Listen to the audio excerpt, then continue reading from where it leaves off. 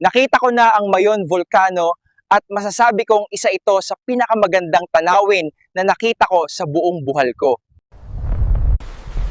Kumusta kayong lahat? Mukhang delikado ang panahon natin ngayon. Oo, sana hindi ito lumala pa. Magdasal na lang tayo para sa kaligtasan nating lahat.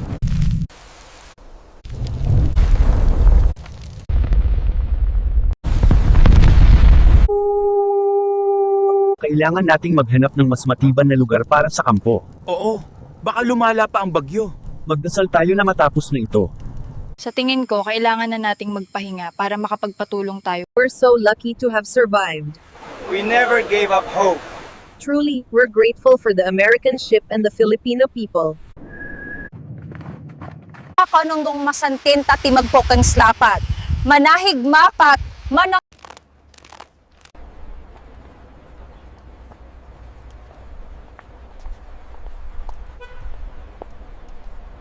Kumusta kayo lahat sa araw na ito?